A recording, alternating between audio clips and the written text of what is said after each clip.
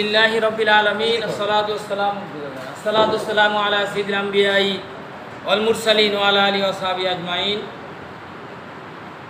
শারদীয় দুর্গাপূজা কর্তৃক আয়োজিত প্রস্তুতিমূলক প্রোগ্রামের সম্মানিত প্রধান অতিথি, প্রধান মেহমান, আমাদের সকলের শ্রদ্ধাভাজন জনাব আব্দুল কাইয়ুম খান সাহেব, নড়িয়া উপজেলা নির্বাহী কর্মকর্তা, বিশেষ অতিথি আমাদের শ্রদ্ধাভাজন অফিসার ইনচার্জ জনাব আসলামউদ্দিন মোল্লা সাহেব সহ সকল নেতৃবৃন্দ, রাজনৈতিক নেতৃবৃন্দ, প্রশাসনিক নেতৃবৃন্দ, সাংবাদিক নেতৃবৃন্দ, দুর্গাপূজা সভাপতি, সেক্রেটারি সহ হিন্দু ভাইরা, আমার আন্তরিক সালাম এবং শুভেচ্ছা। আমি গত দুর্গাপূজা উপলক্ষে প্রত্যেক ইউনিয়নে একটা করে টিম গঠন করেছিলাম 33টা পূজা মণ্ডপে যাওয়ার জন্য। সেখানে আমরা গিয়েছি।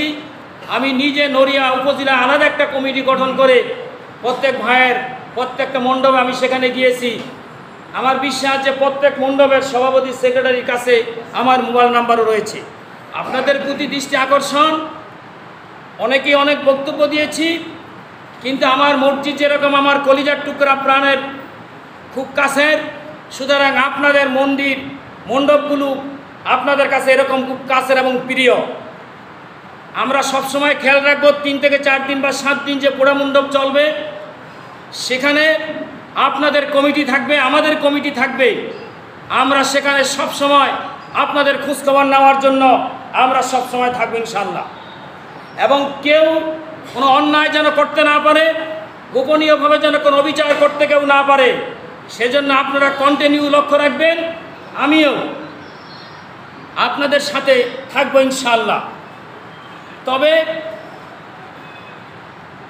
যদি নড়িয়া উপজেলা নির্বাহী কর্মকর্তা, তার প্রশাসন যদি সঠিকভাবে প্রত্যেকটা মণ্ডপে দেয়, আমাদের জন্য কি ভালো না খারাপ? এবং এইটাকে বাস্তবে পালন করার জন্য যিনি আমাদের দিক ও নির্দেশনা দিবে, আমাদের সকলের শ্রদ্ধাভাজন প্রাণপ্রিয় আমাদের অফিসার জনাব আব্দুল কাইয়ুম খান সাহেব যদি দেখেন, তাহলে আমাদের জন্য কল্যাণ বয়ে আসবে ইনশাআল্লাহ। এবং তারা যদি 33টা পূজা মণ্ডপে তারা যদি সেখানে যায়, তাহলে আমাদেরকে ভালো লাগবে না? 33টা মণ্ডপে তাদের নিজস্ব কর্মকর্তাদেরকে নিয়ে যায়, এই আশা আমি তাদের কাছে ব্যক্ত করছি। একটা কথা বলতে চাচ্ছি, সেটা হলো সারা পৃথিবীতে আমরা যখন পেপার পত্রিকা দেখি, আমরা যখন খবরগুলো দেখি, গোটা পৃথিবীতে 800 কোটি মানুষ, বৌদ্ধ, হিন্দু, ইহুদি, খ্রিস্টান, মুসলমান সহ সবচেয়ে পৃথিবীতে যারা বেশি লাঞ্ছিত, অপমানিত, তারা হচ্ছে মুসলমানরা। আমি একটা কথা বলতে চাই, আমার বাংলাদেশ সহ নড়িয়া 33টা পূজা মণ্ডপে কোনো অন্যায়কারী যদি কেউ আসে এবং এটা যদি আপনারা দেখতে পান, সাথে সাথে তাকে ধরে বেঁধে রাখবেন। আসলামউদ্দিন মোল্লা সাহেবকে বলবেন, আমরা জামাত ইসলামের পক্ষ থেকে আপনাদের পাশে দাঁড়াবো ইনশাআল্লাহ। আমি আমার এই সংক্ষিপ্ত কথা বলে আমি এখানে শেষ করছি। দুনিয়া পাইতে গিয়ে যদি আখেরাত শেষ হয়ে যায়, তাহলে আমাদের দুনিয়া কোনো লাভ হবে না। এজন্য নামাজ এক ওয়াক্ত নামাজ চলে যাচ্ছে, সামনে আবার মাগরিব চলে আসতেছে।